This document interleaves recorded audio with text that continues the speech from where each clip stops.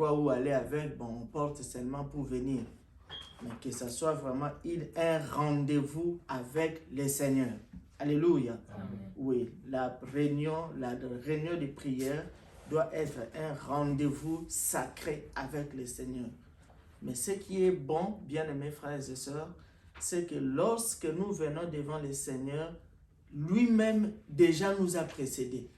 Donc quand nous disons que nous nous réunissons à 10 heures juste, en réalité, avant 10 heures juste, le Seigneur est déjà là. Ce n'est pas comme les rendez-vous de ce monde, où lorsque vous arrivez, c'est lui qui vous reçoit, l'hôte qui vous reçoit peut se présenter en retard. Et il vous oblige d'être là tôt. Et parce que vous avez besoin du travail, parce que vous avez besoin de l'argent, parce qu'il se peut qu'il vous ait promis l'argent. Alors vous poumonnez déjà un ministre quand il vous appelle, ou le président quand il vous appelle, il dit qu'à 10 heures, frère, j'ai parié qu'à 6 heures, vous serez déjà là. Voyez, c'est parce que vous ne voulez pas manquer l'occasion. Mais Dieu n'est pas comme ça. Dieu, ce qui fait de lui Dieu, c'est qu'il est tellement grand qu'il sait se faire petit. Vous voyez, il vous dit, vous-même vous dites, Seigneur, nous voulons te rencontrer à 10 heures. Mais lui, avant 10 heures, il est déjà là. Et il vous reçoit. Il est là, il est là en train d'attendre pour vous recevoir. Donc, que nous soyons vraiment convaincus que nos réunions de prière, ça doit être différentes des autres réunions. Nos réunions de prière doivent être différentes des réunions de travail. Nos réunions de prière doivent être différentes de nos cours à l'université. Nos réunions de prière doivent être différentes de nos réunions de famille. Alléluia. Il faut que les réunions de prière soient sacrées. Et comme disait un frère, en cette dernière phase du plan de salut, chaque réunion compte. C'est vrai, chaque réunion compte. Ce n'est pas seulement les réunions de dimanche qui sont très importantes, mais aussi chaque réunion compte. Que ce soit les réunions de samedi, que ce soit les réunions de dimanche, que ce soit nos frères et sœurs qui prient les mardis, les jeudis, les vendredis, ou ceux encore qui se réunissent le mercredi et le vendredi. Devant le Seigneur, chaque réunion compte. Alors, quand nous venons dans la présence du Seigneur, soyons vraiment dans la joie. Soyons vraiment dans la joie parce que là où il y a le Seigneur, il n'y a pas de tristesse. Là où il y a le Seigneur, même si vous avez des problèmes, mais il est celui qui résout nos problèmes. Amen.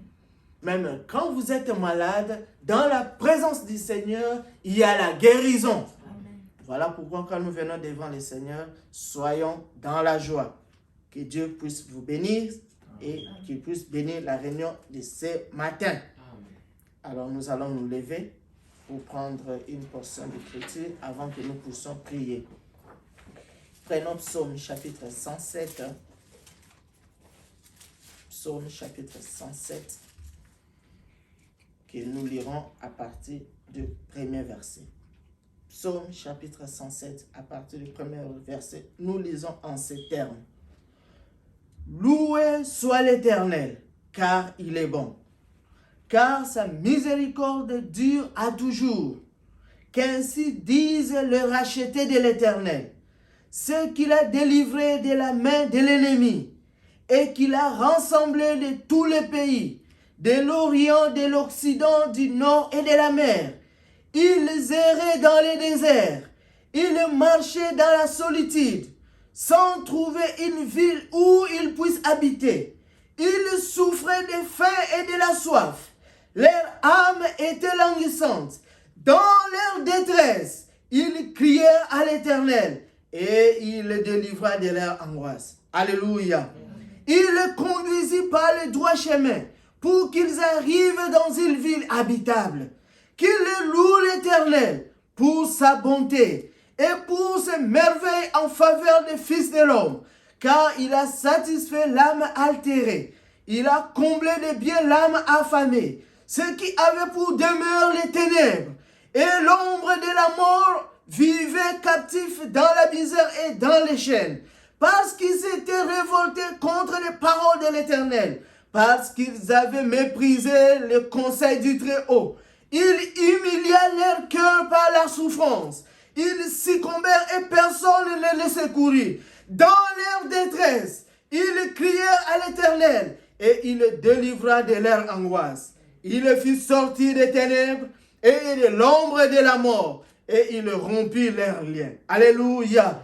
Qu'il loue l'Éternel pour sa bonté et pour ses merveilles en faveur du Fils de l'homme, car il a brisé les portes des reins, il a rompu le verrou de fer, les insensés, par leur conduite coupable et par leurs inquiétudes, par leur iniquité, s'étaient rendus malheureux. Leur âme avait en horreur toute nourriture et ils touchaient aux portes de la mort. Mais dans leur détresse, ils crièrent à l'Éternel et il les délivra de leur angoisse. Il envoya sa parole et les guérit et il les fit échapper de la fosse. Que Dieu ajoute les bénédictions à la lecture de sa parole. Amen. Jésus ne changeait pas, Jésus ne changeait pas, alléluia, et Jésus ne changeait pas. Oui, Jésus-Christ, il est toujours les mêmes. Jésus n'est changé. Oh, Jésus n'est changé pas. Jésus n'est changé pas. Alléluia. Et Jésus n'est changé pas. Oui, mon Sauveur, il est toujours les mêmes. Jésus n'est changé. Jésus m'a délivré. Jésus m'a délivré. Alléluia. Jésus m'a délivré. Oui, mon Sauveur, il est toujours les mêmes. Jésus n'est changé. Oh, chantons Alléluia. Chantons Alléluia. Alléluia. Et chantons Alléluia. Oui, mon Sauveur, il est toujours le même. Jésus n'est changé pas. Élevons tous nos voix et prions le Seigneur tout en lui remettant le culte de ce matin, qu'il puisse le prendre en charge, que ce soit lui qui le conduise, que ce soit lui qui nous parle, que ce soit lui qui nous aide à chanter pour lui en toutes choses, pour que l'honneur et la gloire lui reviennent à la gloire de son nom, au nom de Jésus-Christ. Prions le Seigneur. Précieux roi, tendre, Divin Père Céleste, voici devant ta présence. nous te remercions ce matin pour ce privilège que tu nous accordes, Seigneur. Nous nous sentons si petits devant toi lorsque nous pouvons penser que lorsque tu nous donnes un rendez-vous ou lorsque ce soit nous qui te donnons un rendez-vous, Seigneur, toi tu respectes toujours chaque rendez-vous et tu viens à l'heure en train de nous voir arriver en retard. Seigneur, nous nous sentons si petits devant toi. Et Seigneur, voilà pourquoi nous humilions nos âmes devant toi. Nous inclinons nos têtes devant toi pour te remercier, Seigneur notre Dieu, pour te glorifier, ô Dieu, pour élever ton Saint-Nom à cause de cette grâce, à cause de ce privilège que tu accordes à ma soeur, que tu accordes à mon frère, que tu m'as accordé à moi-même, pour que nous soyons réunis ce matin autour de Dieu vivant. Ainsi, Seigneur notre Dieu, nous te supplions, notre Père, de prendre ce culte, ô Dieu, entre tes mains, que ce soit toi qui le conduises, que ce soit toi qui présides, que ce soit toi qui fasses toutes choses, que l'homme ne puisse pas avoir de place en ces lieux, pour que Seigneur, à la fin de ce culte, que l'honneur et la gloire te reviennent, et que la paix inonde nos cœurs, nous qui avons reçu et cru à ton Saint-Nom. Oh Seigneur notre Père, nous venons devant toi tel que nous sommes, sans rien de bon en nous Seigneur. Nous nous approchons de toi tel que nous sommes, avec nos faiblesses, avec nos imperfections, avec nos incapacités, mais nous comptons sur toi, toi le Dieu qui justifie l'impie. Oh Dieu bien-aimé, pour que Seigneur notre Père, tu puisses jeter un regard compatissant sur chacun de nous, que tu puisses jeter un regard miséricordieux sur chacun de nous, pour que nos péchés, que nos fautes, que nos transgressions soient effacées et que nous soyons déclarés dignes de toi à la gloire de ton Saint-Nom. Oh Seigneur notre Dieu, nous comptons sur toi ce matin, sachant que tu avais promis que 2 ou 3 assemblés en ton nom, toi tu es au milieu d'eux. Ce qui nous convainc Seigneur, c'est parce que nous sommes plus que 2, c'est parce que nous sommes plus que 3. Et nous comptons Seigneur sur toi, parce que nous savons que toi tu n'es pas un homme pour mentir. Nous avons dit un fils de l'homme pour te repentir. Ce que tu dis, tu le fais. Ce que tu promets, tu l'accomplis. Ainsi viens au milieu de nous ce matin et débute ce culte avec nous, chemine avec nous Seigneur et termine avec nous pour la gloire de Jésus-Christ. Au nom très saint nom, qui est au-dessus de tout nom, le nom glorieux de notre Seigneur et Sauveur Jésus-Christ. Nous avons ici prié avec foi. Amen. Asseyons-nous, frères. Nous prenons nos recueils de cantiques et nous allons chanter pour Dieu avec joie. Il siège au milieu d'adoration et de louange. Voilà pourquoi quand nous venons devant lui, nous devons chanter avec joie. Amen. Oublions un peu nos difficultés, oublions un peu nos problèmes et chantons à l'Éternel. Comme David le disait, chantez avec toute votre force. Chantons à l'Éternel. Et nous n'avons pas oublié nos frères et sœurs, nos précieux frères et sœurs qui nous suivent sur les réseaux sociaux. Nous vous saluons dans le nom de Jésus-Christ. Et si vous êtes dans la ville de Cedar Rapids, vous ne pouvez pas vous limiter seulement à nous suivre à la maison. Ou si vous êtes dans les villes environnant Cedar Rapids, dans l'état de Iowa, ne restez pas chez vous à la maison. Venez pour que nous puissions adorer le Seigneur ensemble. Il y a une bénédiction qui est liée à cela. Parce que la Bible dit, il est doux et agréable aux frères de demeurer ensemble. Parce que c'est là que l'Éternel déverse ses bénédictions. Ainsi, quand vous nous suivez sur les réseaux sociaux et que vous avez goûté que l'Éternel est bon. Amen. Comme le disent la parole. Si vous avez goûté que l'Éternel est bon, si vous avez reconnu que ce qui est prêché ici est vrai, alors ne restez pas à la maison. Venez pour que nous puissions louer l'Éternel ensemble. Que Dieu vous bénisse et qu'il bénisse encore le culte de ce matin. Prenons la page 24 de notre recueil et nous allons chanter le cantique 77. Page 24, cantique 77. Je ne sais pourquoi dans sa grâce. Je ne sais pourquoi dans sa grâce. Je ne sais pourquoi dans sa grâce. 2. Je ne sais pourquoi dans sa grâce, Jésus m'a tant aimé. Pourquoi dans son sang il efface avec mon péché. Mais je sais qu'en lui j'ai la vie. Il m'a sauvé dans son amour et gardé par sa main merveilleuse. J'attends l'heure de son retour, mais je sais qu'en lui j'ai la vie. Il m'a sauvé dans son amour. Et gardé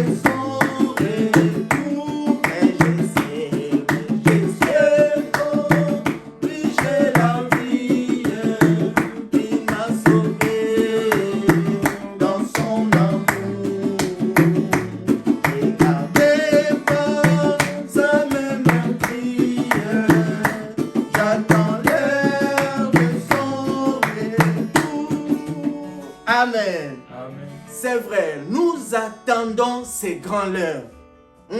Nous attendons ces moments. Et nous ne l'attendons pas de nous-mêmes. Nous l'attendons conformément à la parole de Dieu. Un de ces 4 matins, aujourd'hui, nous en parlons, c'est comme un discours. Mais la réalité viendra, frère. L'un de ces 4 matins, cette heure-là arrivera. Et lorsque la trompette va sonner, le Seigneur descendra du ciel. Mais avec les grands cris de commandement, les morts en Christ ressusciteront premièrement. Et nous qui serons vivants, pas dans le monde, mais nous ceux qui serons vivants, dans la parole de Dieu, attendant le retour du Seigneur, nous serons transformés. Et ensemble avec les ressuscités, qui aussi dans le Seigneur, nous irons à la rencontre de notre Seigneur. Oh, que Dieu soit loué. Que Dieu donne, frère. Que lorsque c'était arrivera, que tu ne restes pas ici. Que lorsque c'était arrivera, que tu ne sois pas à ton poste de travail. Mais lorsque c'était arrivera, que tu puisses quitter la terre et aller à la rencontre du Seigneur dans les airs. Que Dieu vous bénisse encore une fois de plus. Oh, merci Seigneur pour cette belle parole. Prenons la page 61. Page 61. Cantique 201. Page 61, Cantique 201.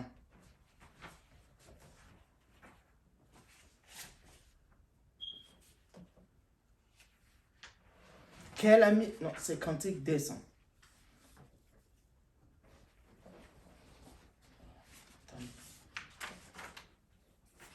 Non, c'est plutôt page 62. Cantique 201. Quel ami fidèle et tendre.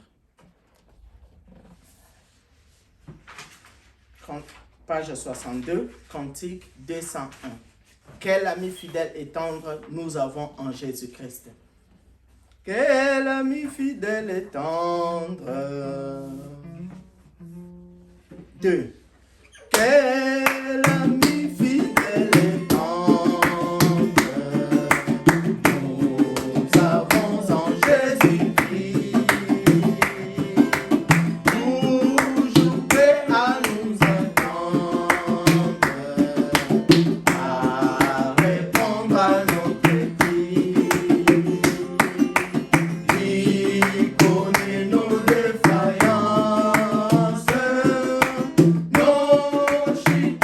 Des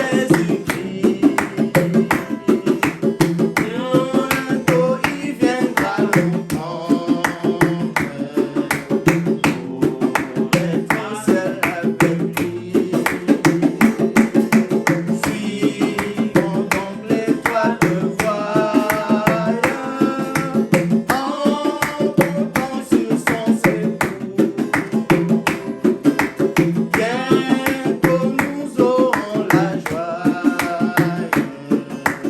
et vivre avec nous toujours. Amen. Amen. Amen. C'est vrai. C'est vrai. Lorsque le Seigneur nous trouve vrais et sincères, c'est ça le problème. Lorsque le Seigneur nous trouve vrais et sincères, aujourd'hui, les chrétiens ne sont plus vrais et sincères. Beaucoup de gens qui disent qu'ils sont des chrétiens, beaucoup de ceux qui disent qu'ils prient, ils ne sont plus vrais et ils ne sont plus sincères. Voilà pourquoi la parole de Dieu ne peut plus avoir de l'influence sur eux. Parce que quand nous venons devant le Seigneur nous connaît. Il connaît chacun de nous plus que nous-mêmes. Mais le problème, c'est que Dieu exige, c'est que nous soyons vrais et sincères. Lorsque tu parles à ton Dieu, lorsque tu pries le Seigneur, lorsque tu répands ton âme devant le Seigneur, tu dois être vrai et sincère. C'est comme nous l'avions lu dans Psaume chapitre 107. Ces gens-là qui criaient au Seigneur, ils ne criaient pas parce qu'ils faisaient l'hypocrisie. Non, ils ne criaient pas parce qu'ils voulaient montrer aux gens qu'ils veulent causer avec Dieu. Ils ne criaient parce qu'ils étaient vraiment dans l'angoisse. Et la Bible dit, chaque fois qu'ils criaient au Seigneur, dans leur angoisse, alléluia, lorsqu'ils criaient au Seigneur, le Seigneur intervenait toujours.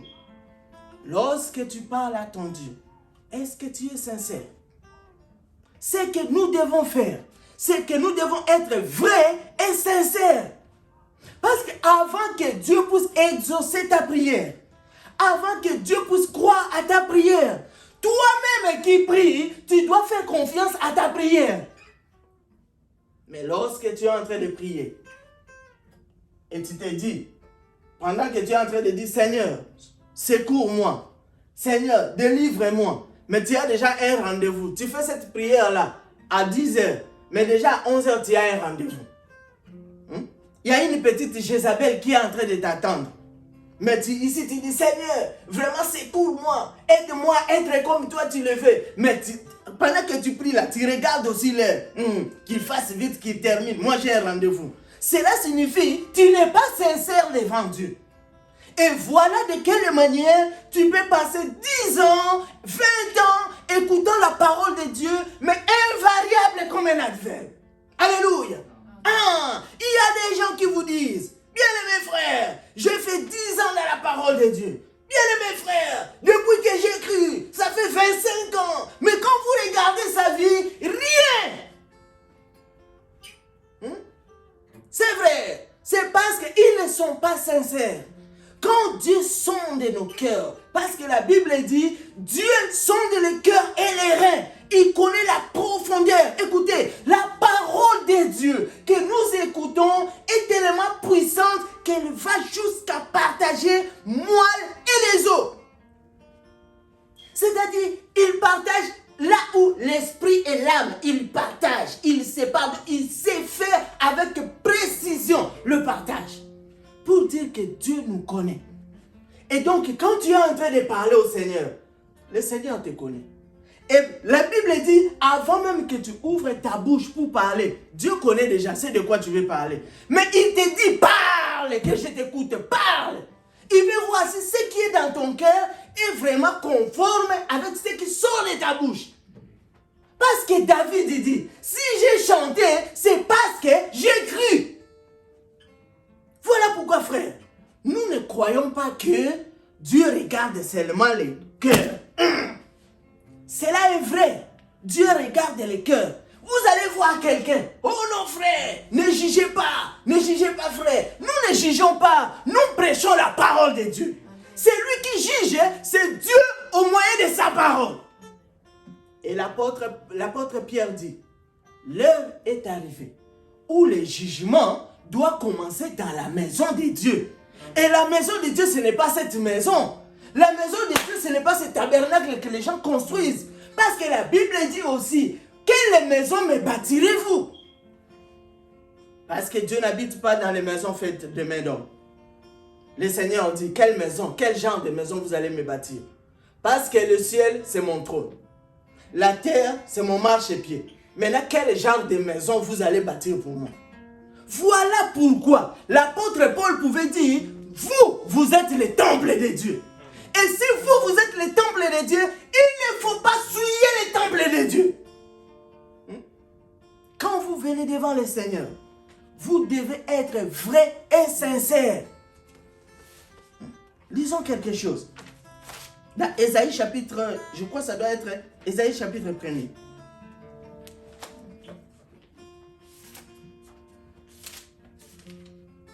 Les gens ne sont plus sincères.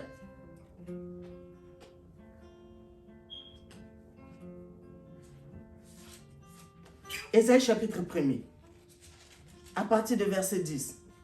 Vous les chefs de Sodome, écoutez bien ce que dit l'Éternel. Vous, peuple de Gomorrhe, écoutez bien la loi de notre Dieu. Que peuvent bien me faire vos nombreux sacrifices, dit l'Éternel. Car je suis rassasié des holocaustes de béliers et de la graisse de bêtes et l'engrais. Je ne prends pas plaisir aux sacrifices de taureaux et d'agneaux comme des boucs. Quand vous venez pour vous présenter devant moi, qui vous a demandé de fouler mes parvis? Cessez de m'apporter d'inutiles offrandes. J'ai l'encens en horreur. Quand aux nouvelles lunes, au sabbat et aux assemblées, je ne veux plus de ces rassemblements de cultes, de gens qui font le mal. Oui, vos nouvelles lunes, toutes vos fêtes, je les déteste. Elles sont un fardeau pour moi. Je suis là de les supporter. Lorsque vous étendez les mains pour me prier, je me cache les yeux. Vous voyez? Là, le Seigneur est en train de dire, parce que les gens, ils mènent leur propre vie, comme nous l'avons lu. Voyez? Parce que nous avons lu dernièrement, dans Ésaïe chapitre 5. Regarde les filles, les femmes la disent. Il y a cette femme qui disent, laissez-nous, laissez-nous, laissez-nous porter nos propres vêtements. Comporte nos pantalons à nous. Comporte nos donis à nous. Comporte les climatiseurs. Vous voyez une grande femme, mais avec des climatiseurs. C'est-à-dire, quand vous le voyez, vous savez voir ce qui est là. Vous pouvez voir, vous pouvez voir. Ce n'est pas seulement transparent, mais il y a des 000 qui sont vides, vides. Vous voyez son corps. Les climatiseurs. Laissez-nous porter nos climatiseurs. Laissez porter nos jupes longues. Vous voyez le diable comment il est méchant. Il vous donne des longues jupes. Quand vous partez, vous vous promenez, c'est en train de nettoyer derrière vous. Mais on va les fendre jusqu'à la hanche. De telle manière, quand vous marchez, vous tenez maintenant les bouts comme ça. Mais pourquoi vous ne vous promenez pas seulement nu? Alors ces femmes-là disent au Seigneur, laissez-nous avoir notre propre habillement. Laissez-nous aussi avoir notre propre nourriture. Nous n'avons pas besoin de ta parole. Nous n'avons pas besoin de tes prédications. Laissez-nous. Nous sommes des femmes libres. Nous sommes autonomes. Non, frère. L'église épouse n'est pas une femme autonome. Amen. L'église épouse, c'est une épouse. D'ailleurs, la différence entre une femme et une épouse, c'est à ce niveau-là. Vous voyez? Une femme, elle est suffisante. Elle fait ce qu'elle veut. Elle n'a pas d'autorité qui pèse sur elle. Elle peut aller où elle veut. Elle n'a pas d'autorisation à demander à quelqu'un. Elle est une femme. Mais une épouse, elle est soumise à quelqu'un. Vous voyez? Une épouse dépend de quelqu'un. Voilà pourquoi l'église de Jésus-Christ n'est pas une femme, mais l'église de Jésus-Christ, c'est une épouse. Amen. Et elle n'est pas une épouse prostituée. Vous voyez? L'église épouse, quand on l'a fiancée, elle était vierge. Et c'est après qu'elle devient épouse. Vous voyez? Et Paul dit, je vous ai fiancé à un seul homme, comme une vierge pure. Pourquoi nous sommes vierges pures? Parce que nous avons pris à la parole de la vérité.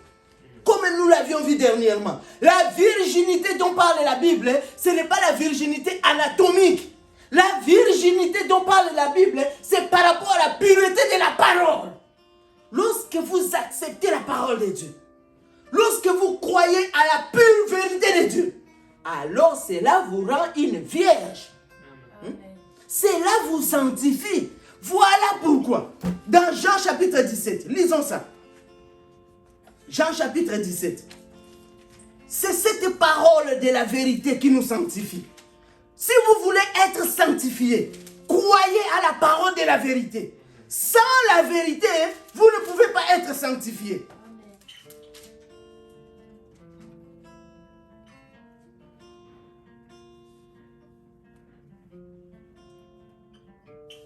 Jean chapitre 17. À partir du verset...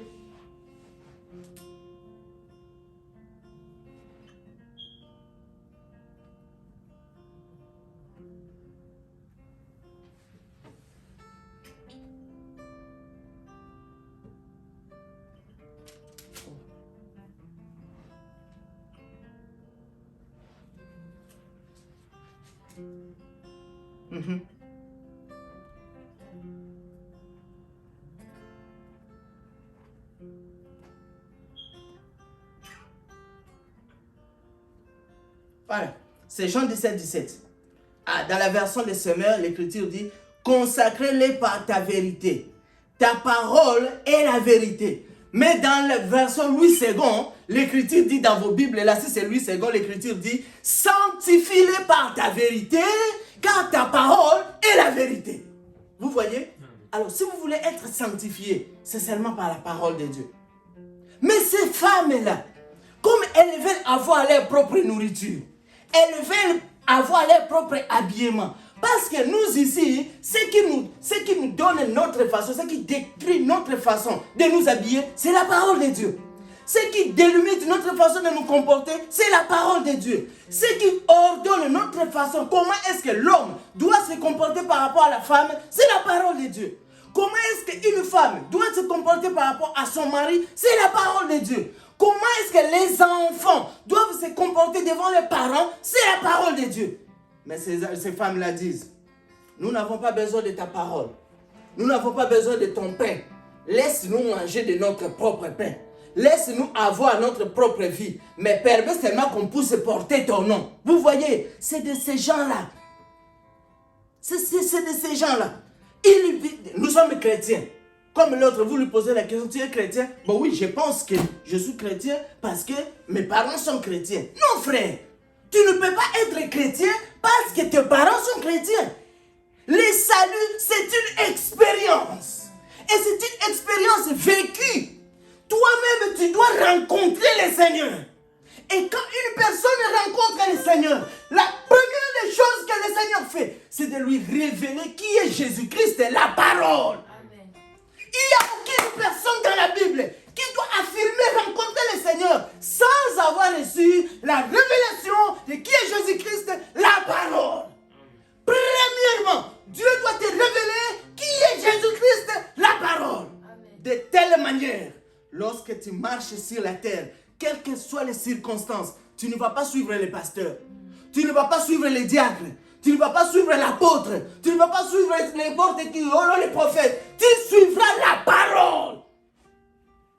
Quand nous le disons, c'est avec beaucoup de peine, frère.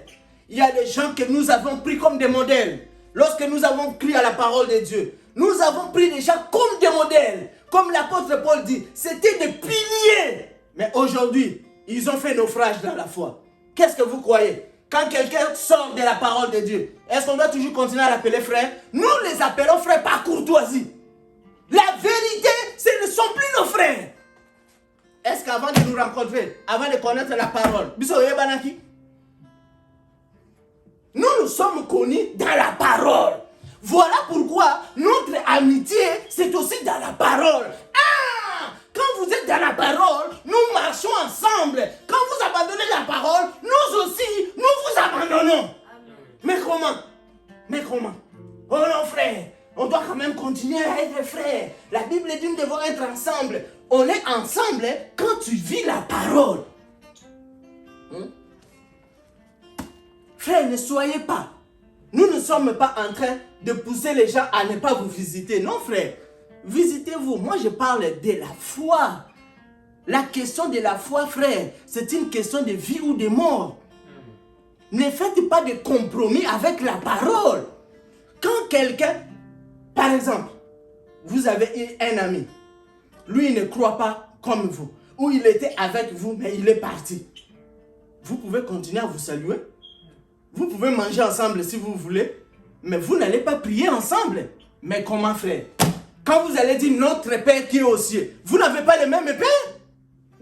Parce que nous avons été engendrés par la même parole, la semence est corruptible. Amen. Voilà pourquoi, quand nous avons été engendrés par cette parole, qui est la semence incorruptible de Dieu, lorsque nous élevons nos yeux, nous disons notre Père qui est aux cieux. Et c'est vrai, lorsque le Seigneur écoute ça, il dit oui, je suis là. Pourquoi? C'est lui qui nous a engendrés. Mais maintenant, lorsque quelqu'un méprise la parole, on n'a pas le même Père. Lorsque quelqu'un abandonne la parole, on n'a plus le même Dieu. Voilà pourquoi. C'est de l'écuménisme. Quand quelqu'un dit, bon, il n'y a pas de problème, frère. Dans votre église, là, vous croyez qu'il y a 3 personnes en Dieu. Il n'y a pas de problème. Vous, là, vous croyez qu'entre Dieu et les hommes, à part Jésus, il y a encore Marie qui est à côté, là. Il n'y a pas de problème. L'essentiel, soyons ensemble, frère. Ça c'est de l'écuménisme. Et l'écuménisme ne donne pas le Saint-Esprit. L'écuménisme conduit les gens vers la marque de la bête. Vous voyez? Donc, tous ces gens qui font des compromis avec la parole, ce sont des gens qui sont en train petit à petit de rejoindre l'écuménisme. Voilà pourquoi il y a un serviteur de Dieu qui disait, faites attention avec des fausses doctrines. Parce que les fausses doctrines, c'est un chemin raccourci, détourné, qui vous ramène au monde. Vous étiez dans le monde. Le Seigneur vous fait grâce. Il vous envoie la parole. Vous croyez à cette parole. Parce que vous avez été destiné à croire cette parole de la vérité. Vous sortez du monde, mais après, parce que vous n'avez pas été vigilant pour garder la parole de Dieu, vous recevez une mauvaise sémence, vous sortez de la parole de Dieu. Et quand vous sortez de cette voie-là, frère, dans ces mauvais enseignements, petit à petit, vous allez vous rencontrer, vous êtes retourné dans le monde. C'est vrai, frère. Donc, ici, c'est comme vous êtes en train d'utiliser un GPS qui est torpillé. Vous voyez? Et vous avez pris une mauvaise sortie, un mauvais exit. Mais au lieu qu'il puisse vous signaler que non, vous avez pris un mauvais chemin, il vous laisse. Et vous êtes en train de tournoyer là. Jusqu'à ce que vous allez brûler tout votre carburant, ça se termine. Oh, mais vous tournez. Oh, mais c'est comme si j'étais déjà ici. Non, il n'y a pas de problème. Vous commencez à tourner, vous tournez. Oh, mais c'est comme si j'étais ici. Finalement, vous vous rendez compte que tous les tableaux de bord commencent à brouiller. Vous n'avez pas avancé. Vous êtes toujours dans le monde. C'est ce que fait des fausses doctrines. Voilà pourquoi les enfants de Dieu doivent être attachés à la parole de Dieu. Amen. Tout ce qu'on nous prêche, tout ce que nous chantons, vous devez les surveiller dans la parole de Dieu. Amen. Voilà pourquoi, pour terminer ce que nous avions commencé le dimanche passé, la parole de Dieu, c'est elle qui est claire. Quand vous croyez à la parole de Dieu, vous voyez clair. Là où les gens voient les à peu près, vous voyez clair. C'est la vérité, frère. Voilà pourquoi, lorsque Dieu vous délivre, parmi la vie, les œuvres de la vie qu'il va vous donner, il va vous donner la sincérité. Quand un vrai enfant de Dieu prie, vous sentez vraiment qu'il est sincère. Même si vous ne connaissez pas sa vie, peu importe, frère. Voilà pourquoi, quand il faut prier, n'ayez pas honte, ne tenez pas compte de celui qui est à côté de vous. Vous ne savez pas. Frère Branham disait, nous sommes des mystères l'un pour l'autre. C'est lui qui est assis à côté de vous. Vous ne savez même pas. Il se peut que non, ce n'est pas un enfant de Dieu. Oh, donc vous voyez que tous ceux qui sont ici sont des enfants de Dieu. Non, frère. Frère Branham disait, dans chaque assemblée, il y a 3 sortes de croyants. Ici, tel que nous sommes assis là, il y a 3 sortes de croyants. Même là, à Krefeld, il y a 3 sortes de croyants. À Rigini là-bas, il y a 3 sortes de croyants. Partout où il y a les enfants de Dieu, il y a 3 sortes de croyants. Regardez, frère. Je vais vous étonner. Regardez. le Seigneur lui-même assis dans Job chapitre 1er, Dieu lui-même assis sur son trône avec ses enfants. Mais Lucifer vient là. Dans la présence de Dieu. Mais Lucifer est là. Donc parmi les enfants de Dieu, Lucifer est aussi là. C'est-à-dire que dans chaque groupement, dans chaque réunion, il y a des enfants de Dieu, mais aussi ceux qui ne sont pas de Dieu sont là.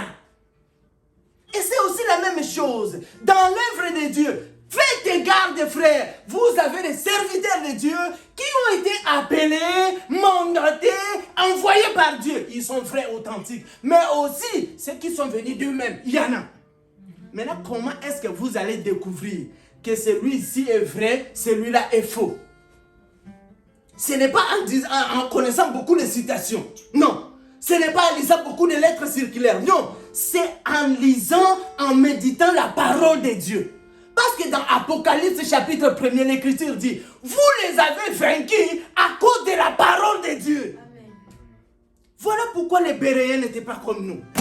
Les Béréens ne disaient pas Amen n'importe comment. Vous venez là avec votre grosse voix ou avec votre petite voix, avec votre gros ventre ou avec votre petit ventre. Les Béréens surveillaient la parole. Dites ce que vous voulez, transpirez comme vous voulez, criez comme vous voulez. Les Béréens écrivaient, ils écrivaient. C'est pourquoi, frère, quand vous venez ici, ayez d'abord votre Bible à papier, ayez votre Bible à papier. C'est quoi cette histoire-là? Oh frère, tu vas où? Je vais à l'église. Mais où est la Bible? Non, je l'ai dans le téléphone. Et quand il est en train de lire la Bible sur le téléphone, on lui envoie un message, il ouvre une petite fenêtre, il lit d'abord ce message-là, et puis il ferme et il revient à la Bible. Quelle honte! Ayez votre Bible à papier. C'est important, frère. Ayez votre Bible en papier. Donc vous avez l'argent pour acheter le téléphone, vous avez l'argent pour acheter tout, mais vous n'avez pas l'argent pour acheter la Bible. Mais c'est une honte. Et les Béréens, quand ils écrivaient, frère, même si c'est une prédication qui vous semble déjà entendue, dit déjà entendu, ou dit déjà vu, ne dites pas, ce qui prêche là, je l'ai déjà écouté. Et dans votre tête, vous avez votre profil, vous avez votre squelette de la prédication. Si vraiment c'est un homme de Dieu, j'avais écouté ça tel part, c'est que le sujet là, il doit le faire, il doit dire ça, il dit ça. Et quand il dit ça, c'est vraiment un homme de Dieu. S'il ne dit pas ça, moi je doute, parce que cette prédication là, je l'avais déjà écoutée. Non frère, ne faites pas ça. Ne faites pas ça. Parce que la Bible ici que vous voyez, chaque verset, c'est la parole de Dieu. Et chaque ministère peut prendre le même verset et apporter une chose nouvelle. Voilà pourquoi, frère, vous pouvez prendre votre Bible que vous avez toujours lu là, avec le verset que vous connaissez très bien là.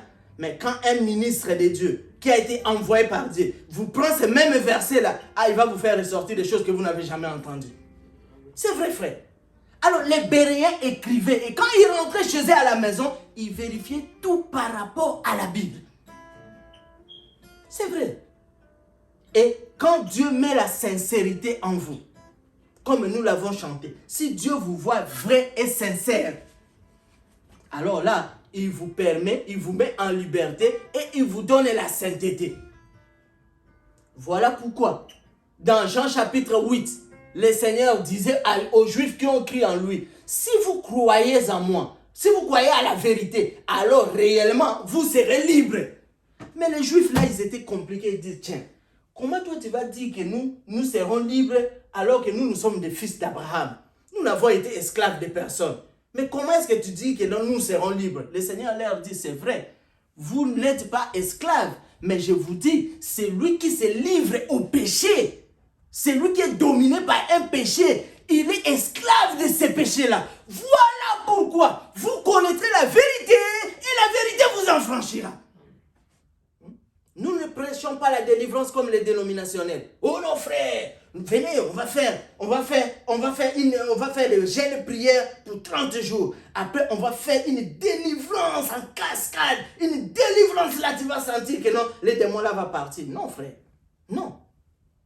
Écoutez la parole de Dieu. Croyez à la parole de Dieu. Et quand vous croyez à la parole de Dieu, demandez à Dieu de vous rendre capable de mettre cela en pratique. Vous n'allez pas vous rendre compte quand est-ce que le mensonge est parti.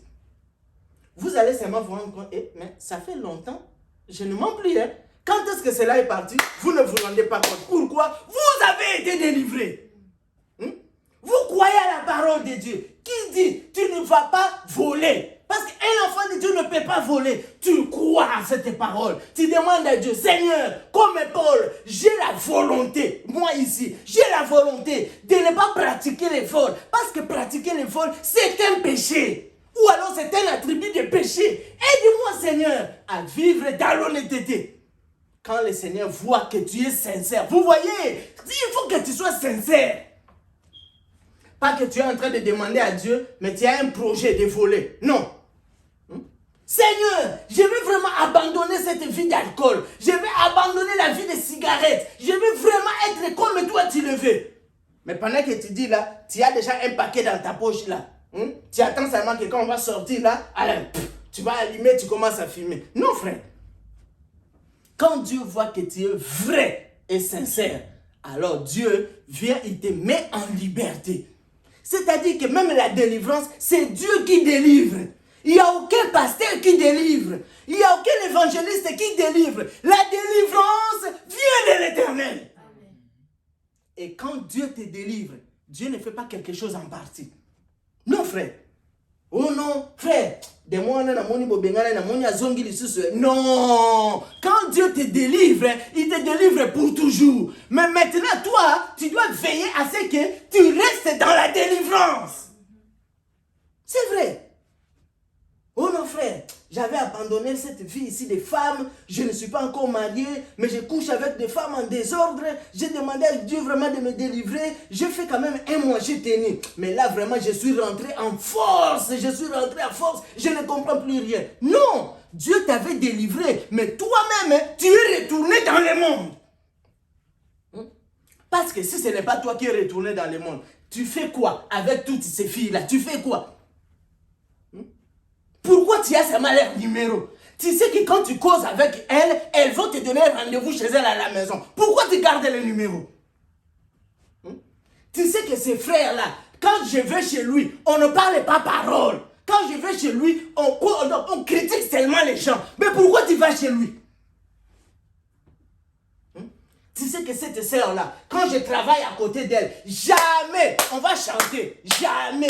On est en train de travailler, mais nous chantons. Yesokoya, alléluia. Mais vous êtes en train de travailler. Vous êtes en train de travailler. C'est la preuve que même quand vous travaillez là, votre âme est connectée au ciel. Mais pendant que vous êtes en train de travailler, tu as vu ce qu'elle a porté là? En tout cas, je trouve que on est la pirate. Est-ce que tu trouves que c'est original? Non, on a vraiment la pirate. On a vraiment on a bon métal. Mais vous, tu passes ton temps. Tu es en train de souiller ton âme inutilement. Et chaque fois, quand tu ne le vois pas, tu as je ne t'ai pas vu. Tu l'as appelé pourquoi? Pour que vous continuez à critiquer. Voilà pourquoi ces démons-là ne peuvent pas te quitter. Un vrai enfant de Dieu, quand il est sincère devant Dieu et que Dieu le délivre, il reste dans la parole de Dieu pour garder sa délivrance. Amen. La délivrance dont nous parlons, dont nous prêchons, vous devez, c'est une réalité, mais quand vous l'avez, vous devez demeurer dans la délivrance. C'est la vérité. Lisons encore l'écriture là où nous avons lu l'autre fois. Psaume chapitre 105.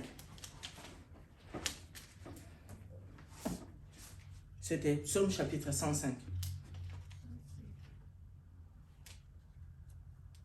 Non, c'était Psaume chapitre 119, verset 105. Voilà. Psaume 119, verset 105.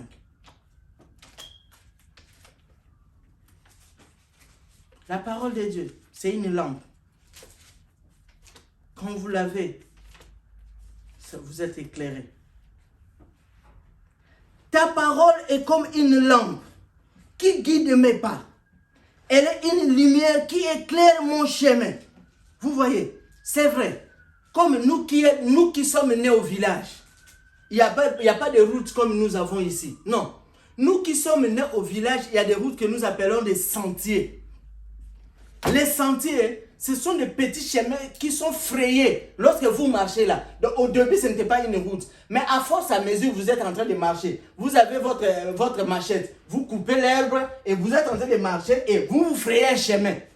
Et maintenant, chaque fois que les gens passent par là, vous voyez que l'herbe commence à partir et la terre commence à se faire voir. Mais c'est tellement petit et tout droit. Donc, vous avancez. Plus vous avancez, c'est ça les sentiers. Si les sentiers, on ne marche pas de façon parallèle. Non, frère. Si les sentiers, c'est l'un devant et l'autre derrière. Vous voyez, c'est la route du monde. Comme c'est un boulevard, alors les gens peuvent faire ce qu'ils font. Mais si les sentiers, si c'est tous les sentiers de la parole de Dieu, Jésus-Christ doit être devant et nous devons être derrière. Amen. Et tu suis le Seigneur. Si vraiment tu es un enfant de Dieu, Jésus-Christ est devant. Il est en train de marcher. Et quand il marche, alléluia, vous voyez les traces des pas du Seigneur. Comment est-ce que frère Vonda, nous allons voir les traces des pas? Mais il a été au calvaire. Au calvaire, on l'avait percé. Le sang était sorti. Quand il marche, il laisse les traces. Et lorsque tu vois ce sang, tu sais que le Seigneur est passé par ici. Et lorsque tu mets tes pieds sur les traces du Seigneur, frère, tu ne peux pas demeurer dans le péché. Voilà pourquoi aucune personne ne peut passer à la croix et rester le même. C'est vrai, frère. Si quelqu'un passe à la croix, il y a deux choses qui peuvent arriver. Soit tu te rapproches du Seigneur, soit tu t'éloignes du Seigneur. Il n'y a que ça, frère. Personne ne peut passer là et rester le même. Non. Donc devant le Seigneur, quand tu passes là, soit tu es plus proche du Seigneur et tu chantes mon Dieu plus près de toi, ou soit tu t'écartes du Seigneur et tu oublies la nouvelle naissance. Voilà pourquoi, frère, nous devons être. Suivez l'exemple de Rebecca. Nous devons servir la parole. La parole, on la sert. Comment est-ce qu'on sert la parole? En pratiquant la parole de Dieu. Quand vous dites Amen à la parole, c'est une bonne chose. Mais ne vous limitez pas seulement à dire Alléluia et Amen. Pratiquez aussi la parole de Dieu. Nous avons les frères. Quand il n'est pas là à l'église, vous sentez que le frère là n'est pas venu. Il n'est pas venu. Il y a des frères. Que Dieu bénisse. Que Dieu bénisse vraiment. Il y a des frères, quand ils ne sont pas là, ils ont une manière spéciale de louer Dieu. Ils ont une manière spéciale de chanter pour Dieu. Ils ont une manière, peut-être il n'a pas une belle voix, mais il a une façon spéciale pour chanter Dieu. Il a une façon spéciale de soutenir la parole. Et quand nous disons soutenir la parole, nous ne voyons pas l'argent. Donc vous là, tous c'est seulement l'argent. Tout c'est l'argent. Jésus-Christ, Dieu dans la chair, il a prêché la parole, mais il manquait l'argent. On lui dit de payer l'impôt. Il dit, je n'ai pas l'argent. Pierre, va pêcher. Nous ne vous disons pas que payer vos dîmes et vos offrandes, c'est mauvais. Non, ce n'est pas ce que nous disons. Mais bien aimés frères et sœurs, cela ne doit pas être l'absolu. Les gens vivent mal, vous seulement payez les dîmes. Mais c'est comme les dénominations. Parce que dans les dénominations, on s'en fiche de la vie. Vivez comme vous voulez. C'est que nous voulons payer les dîmes et des offrandes. Comme ça, vous allez voir les pasteurs chaque jour des vestes. Et lui seul, 5 véhicules, lui seul. Mais dans son église, il y a des gens qui sont pauvres. Quelle honte! Nous ne parlons pas de l'argent. Le soutien que nous disons, quand vous êtes dans la présence du Seigneur, la parole de Dieu est en train de sortir. Vous vivez. Vous sentez les gens dire Alléluia, Amen, avec joie. Nous ne sommes pas comme les dénominationnels. Les dénominationnels, quand il faut dire Amen, dites-lui seulement tu vas aller en Europe. Comme si maintenant tu vas en Europe. Et après? Oh non, frère. Ici, là, quand vous venez chez nous, l'homme de feu, quand il te pose les mains, le visa là, on va te donner. On te donne le visa, tu vas dans le pays dont il est question, et après. Oh non! Moi, vraiment, dans notre famille, c'est comme s'il y a la malédiction, personne ne se marie. Viens seulement à notre église. C'est l'homme de l'onction. C'est lui qui est le représentant de Dieu. C'est lui par qui Dieu parle. Si seulement il te... Non, frère, non! Nous ne croyons pas comme ça. Tous les miracles Dieu a dit, Marc chapitre 11, tout ce que vous demanderez en priant, alléluia, croyez que vous l'avez reçu et vous le verrez s'accomplir. Maintenant, dans Marc chapitre 16, l'Écriture dit, voici les miracles qui accompagneront. Pas les miracles qui doivent suivre, non. Voici les miracles qui accompagneront tous ceux qui auront cru. Donc toi, tu n'as jamais cru. Parce que si tu as vraiment cru, si vraiment tu as cru, tu ne vas pas appeler le pasteur à chaque moment. Si tu as cru, pour une petite fièvre, pasteur, ta femme a un petit problème là-bas, pasteur, c'est une bonne chose. La Bible, Frère Branham a dit que une brebis doit partager sa vie avec son pasteur dans les moindres détails. C'est une bonne chose. Mais frère, dans la vie pratique de la vie chrétienne, il y a des choses que tu dois faire en tant que chrétien. Oh non frère, yo, assurance c'est Ali. Assurance c'est Ali.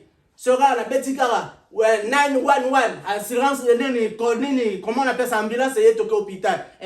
Mais attendez que tu te retrouves dans un cas où l'assurance ne peut rien faire. Alors là, tu sauras qu'il y a un Dieu vivant. Amen. Mon frère, assurance c'est ça, frère. Donc, les gens ne prient plus. Les gens ont oublié que, en toutes choses, faites connaître votre besoin à Dieu. Pas de prière et de supplication. Les gens ont oublié ces versets-là. Mais là, il y a une petite chose. 911. Mais attendez, lorsque l'ambulance va arriver, vous arrivez à l'hôpital, le médecin vous dit droit dans les yeux. Nous voyons peu. Attends que, avec toute notre connaissance, nous ne savons pas ce que nous pouvons faire. Et il te regarde. Est-ce que tu es croyant? Bon, tu peux quand même prier ton Dieu. À ce moment-là, tu sauras qu'au-dessus du médecin, il y a un vrai médecin. Amen.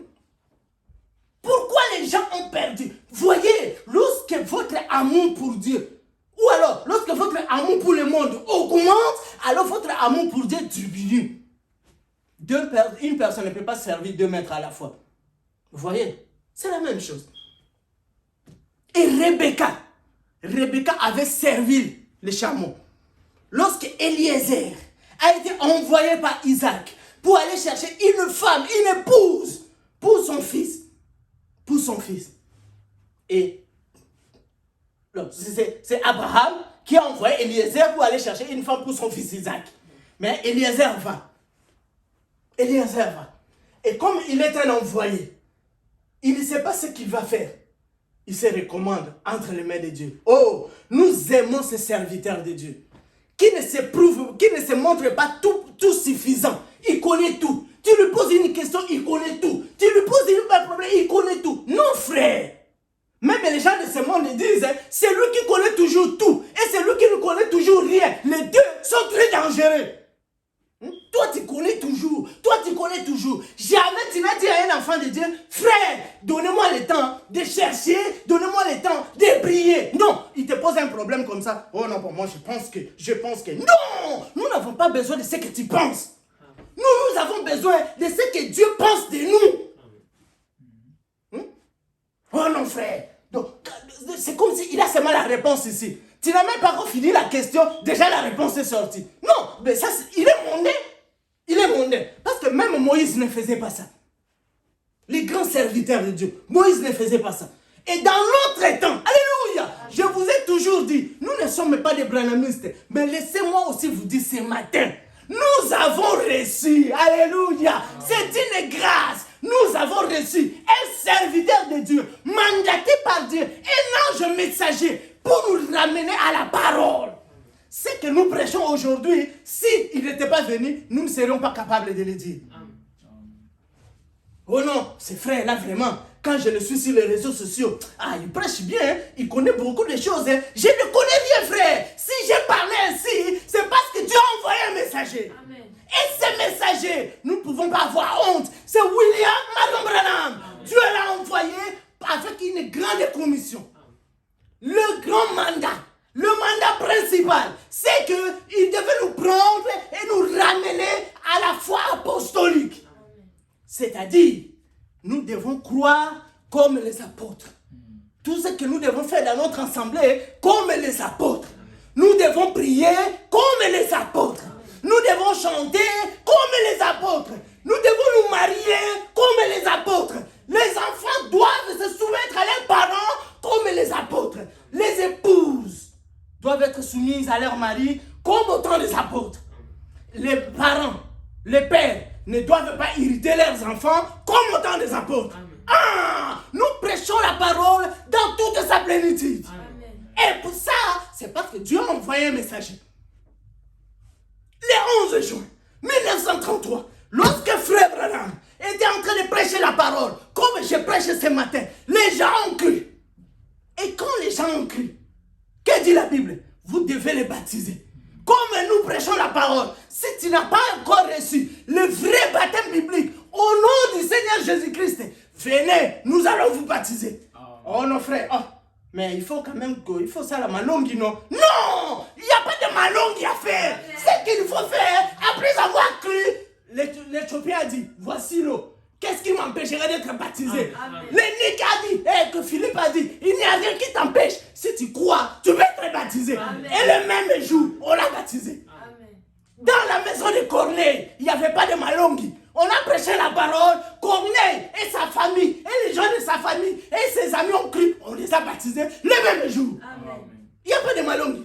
Si tu crois à la parole, tu le suis sur les réseaux sociaux, tu dis que c'est que le frère a prêché, frère, venez, nous allons vous baptiser dans l'eau pour que vous puissiez expérimenter les saluts. Amen. Vous voyez, frère?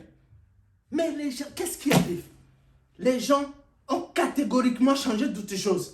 Ils ne veulent plus suivre ce que les Écritures enseignent. Vous voyez? Oh non. Frère, tu as été baptisé? Oui. Quand? Oh bon, mes parents m'ont dit que lorsque j'étais bébé, je crois à 5 ou 8 jours, on m'avait baptisé. Non, frère. Ça, ce n'est pas un baptême biblique. Parce que le baptême biblique, la Bible dit le baptême, c'était l'engagement d'une bonne conscience. Donc, premièrement, il faut que celui qu'on doit baptiser puisse entendre la parole de Dieu. Amen. Il croit à cette parole, lui-même prend la décision. Amen. Oh non, mes frères, j'avais des parrains qui avaient cru à ma place. Non, le salut est individuel. Amen. Comment? Tu dois croire pour toi-même. L'ange, on dit à l'autre, sauve-toi pour toi-même. Le salut est individuel. Alors, au temps de la fin, lorsque nous, Frère Branham, était en train de prêcher, les gens ont cru et ils devaient les baptiser. Bien-aimés frères et sœurs, arrivé au 17e personne, le nuée surnaturel est descendu. Frère, c'est descendu, les gens ont vu ça. Les gens ont tiré des photos. Mais de cette nuée surnaturelle, il y a une voix qui est sortie. Voilà pourquoi, frère, lorsque quelqu'un prêche la parole de Dieu et que Dieu permet qu'il y ait le miracle, nous ne regardons pas au miracle. Nous regardons à la voie qui a conduit au miracle. Amen. Toi, tu viens là, tu n'as pas prêché la parole de Dieu, directement le miracle. Il y a quelque chose de faux. Amen. Le vrai ministère, la parole doit d'abord sortir en premier et le miracle ensuite. Amen. Comment? Tu n'as pas encore prêché la parole de Dieu. Venez, les boiteux vont marcher, les aveugles vont voir. Donc c'est toi qui fais marcher les boiteux. Ou c'est toi qui donnes la vie aux aveugles. Oh non frère, quand tu parles comme ça, c'est que tu ne crois pas que Dieu est capable. Non frère, Dieu est capable dans le périmètre de sa parole. Amen. Lorsque tu fais sortir Dieu de son périmètre, Dieu devient incapable. Mais comment? Dieu ne pourra jamais agir en dehors de sa parole. Premièrement, il faut que la parole de Dieu soit prêchée et qu'ensuite Dieu confirme cette parole. Amen. Et de nuée surnaturelle, la voix est sortie. William Branham, de même manière, alléluia, que Jean-Baptiste a été envoyé comme précurseur de ma première venue. J'ai été envoyé avec un message. Pas toi, Branham, mais le message que je te donne sera précurseur de ma seconde venue. Amen. Depuis ces jours-là, tout ce que Branham a prêché, ça a été emmagasiné. Alléluia. Amen. Ça a été emmagasiné. Mais de mandat principal, Dieu a aussi fait un mandat secondaire. Voyez, au mois d'avril, de 2 avril 1962, Dieu dit à Frère Franck, c'est que Branham a prêché. Pas toi, Franck. Tu n'es pas un messager. Pas toi, Franck. Tu n'as pas ton message à toi, mais ce que j'ai donné à mon serviteur Branham, tu prends ce message-là pour le distribuer. Et aujourd'hui sur la terre, la distribution de la nourriture est conforme par rapport à Matthieu chapitre 24 à partir du verset 45-47. C'est-à-dire dans la maison de Dieu. Le problème, si tu n'es pas dans notre maison, tu ne vas pas comprendre les choses de notre maison, frère. Amen. Nous sommes ici dans notre maison. C'est-à-dire, la personne qui sait très bien décrire notre maison, c'est celui qui vit avec nous, frère. Amen. Donc, tu dois être de notre famille. C'est-à-dire que dans la maison de Dieu, Dieu a ses domestiques. Bah, frère, ça va domestique. Nous là, autant de domestiques, frère. Aux autres, grade, bisous, tous à l'amour. Grade la bisou, frère Fonda, grade anonyme, domestique. Mais vous allez voir les plans. Moi, je suis l'apôtre, je suis le docteur, je suis le prophète. Et nous sommes des domestiques. Et la position la plus élevée.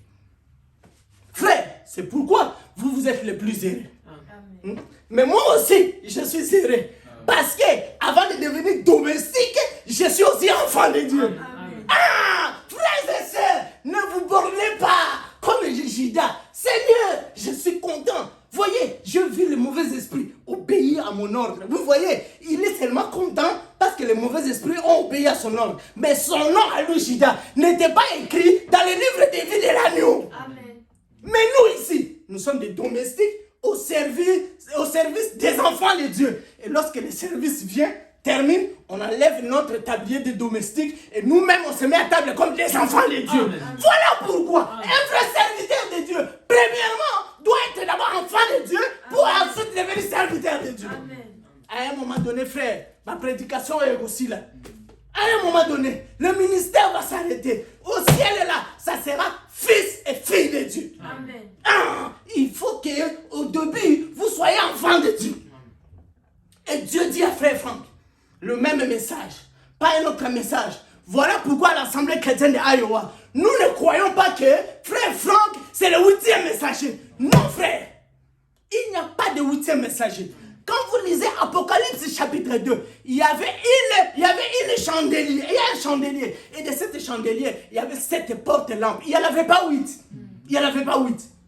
Comme pour dire, il y a 8 âges de l'église. Non, il y a 7 âges de l'église. Amen. Et dans Apocalypse chapitre 1er, la Bible dit, entre les mains de Dieu, il y avait aussi 7 étoiles. Amen. Il n'y en a pas 8. Frère Franck n'est pas le 8e messager. Ça n'existe pas. De la même manière, Jésus-Christ était le 2e et le dernier Adam. William Branham était le 7e et le dernier messager pour l'église des nations. Ah, c'est comme ça que nous croyons, frère. Frère Franck n'est pas un messager. Frère Franck, c'est un serviteur fidèle et brillant. Que Dieu lui a donné la parole, la même parole que Branham avait emmagasinée. Maintenant, il est distribué. Maintenant, quand nous les domestiques, quelqu'un a préparé là dans la cuisine. Oh, c'est merveilleux de faire ce travail, frère. Donc, nous, dans la cuisine, on a préparé, nous les domestiques. Nous prenons notre tablier, nous mettons, et nous prenons la nourriture là, et nous commençons à donner. Nous ne préparons pas notre nourriture à nous. Non, la nourriture avait déjà été préparée. Par qui? William Branham. Et Dieu a permis que cela soit emmagasiné. Vous voyez, si des bandes, quand Branham prêchait, il n'y avait pas de brochure. Branham prêchait avec la Bible. Mais comme Dieu savait qu'après Branham, il faut que nous allons naître. Parce qu'il n'y a aucune personne qui est née au temps de Branham ici. Il n'y a aucune personne. Voilà pourquoi nous ne croyons pas aussi que le Seigneur était déjà venu depuis 1963. Sinon, tout est à point. Donc, nous prêchons alors que le Seigneur est déjà venu. Mais c'est qu'on fait un travail inutile, frère. Parce que quand nous prêchons là, c'est pour préparer les gens pour aller à la rencontre du Seigneur. Mais si le Seigneur était déjà venu depuis 1963, c'est que tu as ça la poule, frère. Alors le Seigneur n'est pas encore venu. Alors cette parole que William Branham avait emmagasinée, Dieu ne lui avait pas dit emmagasine et distribue. Non.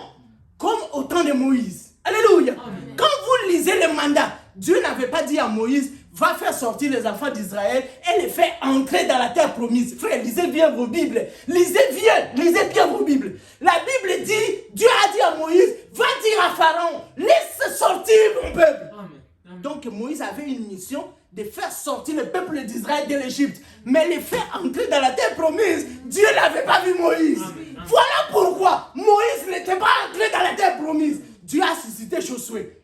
Pas avec un autre peuple. Non. Amen. Dieu n'a pas dit à Josué, retourne à l'Égypte. Ou prends les peuples là qui sont déjà dans le désert, ramène-le vers Pharaon, ensuite faire sortir encore. Non frère, le même peuple qui était fait sortir par Moïse. Dieu maintenant prend la charge, il donne à Josué, fais-les entrer dans la terre promise. Amen. Le même message que Branham a prêché, ça a été emmagasiné sous les bandes magnétiques. Maintenant Dieu dit à frère Franck, prends ces messages-là, tu les distribues à travers le monde. Quand frère Branham était vivant, est-ce qu'il a parcouru tout le monde entier? Non frère, tous à la sincère. Voilà pourquoi, par la grâce de Dieu, nous ici à Iowa, nous disons merci pour William Branham. Et nous disons aussi merci pour Ewald Frank. Vous voyez? Et quand vous servez la parole avec honnêteté, Dieu agit. Amen. Dieu agit. Frère, je vous dis la vérité. Quand William Branham a rencontré Frank pour la première fois, ce n'était pas William Branham qui est allé chercher Frank. Non. Frère, nous devons avoir l'humilité dans l'œuvre de Dieu. Hein? Nous devons avoir l'humilité. Les gens qui sont remplis d'orgueil là, ce sont eux qui ont semé le trouble dans les champs de Dieu. Quand Dieu a appelé Walter Frank, il ne comprenait pas. Exactement comme Samuel. Quand Dieu l'a envoyé pour la première fois, il a couru vers Élie pour lui dire que me voici, tu m'as appelé. Mais Élie lui a dit, je ne t'ai pas appelé. Il y retourne dormir. Dieu vient encore. Il appelle Samuel. Samuel court encore pour la deuxième fois. Père, me voici, tu m'as appelé. Élie lui dit, mais je ne t'ai pas appelé. Va pour dormir. Il va, il se couche. Dieu vient pour la troisième fois. Il appelle Samuel. Samuel court et dit, oh mais père, moi je n'arrive pas à dormir. Toi tu m'as appelé. Mais comme Élie avait déjà entendu la voix de Dieu pour la première fois, il sait que c'est Dieu qui appelle l'enfant. Et il a dit, c'est lui qui a montré à Samuel comment répondre quand Dieu appelle. Nous devons être humbles dans l'œuvre de Dieu. Même Paul, après avoir prêché la parole de Dieu, il a prêché plusieurs fois. Mais 14 ans plus tard, il est retourné à Jérusalem pour voir Jacques, pour voir Pierre, pour voir Jean, pour voir les montrer ce qu'eux lui prêchent, pour voir si c'est correct ou c'est compatible avec ce qu'eux prêchent. Frère, avant nous, il y a des gens qui ont crié au premier. Frère Frank est venu ici aux États-Unis pour rencontrer William Branham. Il était tourmenté. Pourquoi? Parce que le 2 avril 1962, quand Dieu lui a dit, tu vas prendre la part, tu vas emmagasiner la nourriture, parce qu'il y aura une famine sur la terre. Toi, tu vas te tenir au milieu du peuple et tu vas les distribuer. Ah, comme on sortait de la guerre mondiale, lui, il a pensé que, comme il était aussi premier ministre, il avait haut rang en Allemagne là-bas. Alors, il a pris tout son argent. Frère, l'argent qui était en difficulté là, il a pris tout ça. Il a gaspillé la rue de basement. Il a dit aux gens qui étaient autour de lui, dites à vos familles, faites des provisions parce que la famine va venir. Les gens ont gaspillé leur argent en faisant des provisions. Il attend, la famille ne vient pas. Il attend, la famille ne vient pas. Il dit, tiens, mais moi, depuis ma jeunesse, j'ai lu la Bible et je sais que Nzambe a consacré. Comment Dieu peut me dire que la famille vient? On a gaspillé notre dû et puis la famille ne vient pas. Destination, il faut voir les prophètes. Oui frère, il faut voir les prophètes. Et aujourd'hui sur la terre, il n'y a pas de prophètes. Sur la terre, nous avons maintenant la parole de Dieu. Quand il y a un problème, pose la question à la parole de Dieu. Frère Frank, destination, États-Unis. Il arrive comme ça, frère Branham était en mission. Et puis, je vais attendre. Et puis, il attend. Il doit attendre. Et il a attendu. Frère Branham est retourné. Alors, ils sont là, à table, dîner. Ils sont en train de manger. Frère Frank, il faut que je pose la question. Mais alors, finalement, frère Branham est en train de raconter comment est-ce que Dieu l'a utilisé puissamment là où il était parti. Comment est-ce que les gens étaient aveugles. Dieu a permis qu'ils puissent y voir. Comment est-ce que les boiteux ont marché. Pendant ce temps-là, les témoignages là pour le frère Frank et Simbaté, il faut qu'il pose sa question. Quand seulement il a levé la main, il a dit, frère Branham, frère Branham a dit, laisse frère Frank. Il y en a dans les prédications, lisez, vous allez voir. Frère Branham a rendu témoignage et il y a des témoins vivants. Mon frère, ils sont vivants. Laisse frère Franck. Tu veux me poser la question à propos de ce que Dieu t'avait dit le 2 avril 1962. Est-ce que frère Branham était là? Mais comment est-ce qu'il le sait? Mais Dieu lui a donné ses capacités. Voilà pourquoi frère, tout ce que les gens font aujourd'hui, c'est des limitations. L'original, c'est ce que Dieu avait fait à William Branham. Les discernements, du penser des cœurs, c'est ce qui est original. Et Dieu avait manifesté parce qu'il avait promis qu'à l'ombre des retours du Seigneur, ce qui s'était passé, ça va encore aura lieu. Il dit à frère Franck, tu veux me poser la question à propos de ce que Dieu t'avait dit le 2 février 1962. Frère Franck nous l'aura fou, maman. Tu veux que je te répète ce que Dieu t'avait dit exactement? Il a commencé à sortir. Frère Franck rend témoignage. Il dit l'homme de Dieu. Et puis chaque fois qu'il rend témoignage, il dit les gens qui le comparent à William Branham, ce sont des gens, lui-même la dernière fois, il dit on devait le mettre là et que lui prendre le marteau et taper sur leur tête. Parce qu'on ne peut pas le comparer, Louis Franck, à William Branham. William Branham, c'est le messager, le dernier messager de l'âge de l'église. Et le frère a répété mot après mot, phrase après phrase. Et les témoins, il y avait le frère Sothman, américain, il est là. Il y avait le frère Bankswood, américain, il était là. Et il y avait un troisième témoin, j'ai oublié son nom, lui là, il est déjà mort. Ils ont rendu témoignage. Et le problème maintenant, c'est quoi? Quand frère Branham est mort, maintenant les frères sont venus, il dit à frère Franck, tu dois prêcher que Branham était Dieu. Vous voyez le problème? Et quand frère Franck a refusé que je ne peux pas prêcher la divinité de Branham, alors ils ont refusé de rendre témoignage de ce que Dieu avait fait en William Branham à l'égard du ministère de Franck. Voilà là où les problèmes ont commencé. Mais nous, par la grâce de Dieu, alléluia, nous reconnaissons le ministère majeur que Dieu a envoyé dans notre âge, à savoir le ministère prophétique que Dieu a donné à son serviteur, William Branham. Mais nous reconnaissons aussi qu'à ce temps de la fin, en rapport avec la distribution, Dieu a donné la charge à une personne. Nous croyons ça. C'est la vérité. C'est la vérité. Voilà pourquoi, frère, quand vous servez la parole de Dieu, quand vous servez la parole de Dieu vous mènera au bon port. De la même manière que Rebecca avait servi de l'eau à boire, à brûler la soif des chameaux, et que ces chameaux l'avaient transporté vers son mari Isaac, de la même manière, quand tu crois à la parole de Dieu va te bénir. C'est vrai, frère. Ne raisonnons pas autour de la parole de Dieu. Les autres, ce sont les connaissances. Mais la parole de Dieu, c'est ce qui est écrit dans la Bible. Et c'est ce qui nous bénit. C'est la parole de Dieu qui nous bénit. Quand vous prenez tout ce que frère Branham a prêché, vous le regardez au moyen de la Bible, vous n'allez trouver rien qui contredit la Bible. Rien. Voilà pourquoi ce sont les gens que le diable utilise pour torpiller ce que frère Branham avait dit, pour qu'on jette l'opprobre sur la parole, sur le message. Mais en réalité, le message et la parole de Dieu, ce n'est pas deux, c'est une seule chose. Le message, c'est la parole de Dieu. Et la parole de Dieu, c'est le message au temps de la fin. Voilà pourquoi, comme le message a été envoyé pour nous préparer à rencontrer le Seigneur, il n'y a que ce message qui donne le Saint-Esprit. Vous voulez avoir le Saint-Esprit, vous devez croire à ce que le message enseigne au temps de la fin. Le salut, nous avons tous en Jésus-Christ par sa mort à Golgotha. Mais pour avoir le Saint-Esprit, aller en l'enlèvement, il faut croire le message. Si vous ne croyez pas le message, il n'y a pas d'enlèvement. C'est dur, mais c'est la vérité. Voyez, frère, nous devons croire cela. Croyez, frère, ne soyez pas comme Thomas.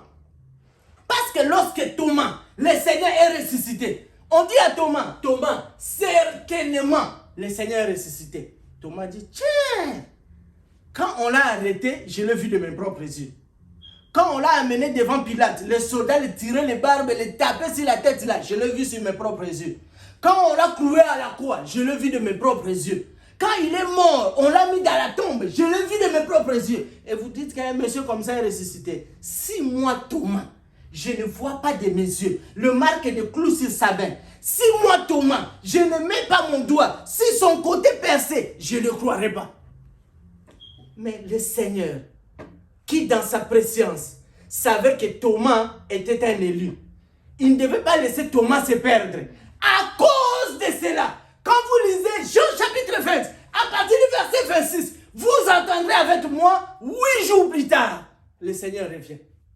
Parce que quand il était venu pour la première fois, Thomas n'était pas là. C'est pourquoi, frère, ne vous absentez pas. Hein? Quand on a quelqu'un, ne vous absentez pas. Vous risquez de manquer ce qu'on ne peut pas manquer. Parce que Thomas, à cause de sortie, à cause d'aller et retour, quand le Seigneur est venu pour la première fois, il n'était pas là. Maintenant, il a obligé le Seigneur. Dans le programme du Seigneur, il n'était pas prévu qu'il puisse revenir ces jours-là. Mais à cause de Thomas, alléluia, à cause de vous, le Seigneur envoie la parole. Le Seigneur est revenu. Cette fois-là, Thomas était présent. Il dit que, oh, que la paix soit avec vous. Oh, nous pouvons encore le dire ce matin. Frères et sœurs, que la paix soit avec vous. Ne laissez pas le diable tourmenter vos pensées. Que la paix soit avec vous. Alors il vient là, il dit, Thomas, avance ici. Donc vous voyez, le Seigneur était seulement revenu pour Thomas. Il dit, Thomas, viens. Regarde mes mains. Thomas regarde les mains de Dieu. Il se souvient de Golgotha.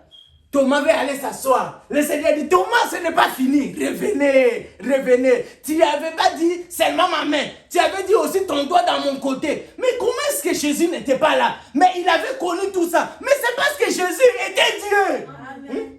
Et Thomas vient. Il regarde les côtes du Seigneur. Il se souvient de Golgotha. Ébloui par tout ce qu'il voit. Il s'écrie, mon Seigneur et mon Dieu. Mais le Seigneur Jésus-Christ dit, Thomas, parce que tu m'as vu et tu as cru. Mais écoutez, heureux à ceux qui croiront sans avoir vu. Amen. Et Pierre connaît ça, cela dit, vous êtes heureux d'avoir cru au nom du Fils de Dieu. Oh, que Dieu vous bénisse. Amen. Et qu'il bénisse sa parole. Lèvons-nous. Ah, je sais que c'était dur aujourd'hui.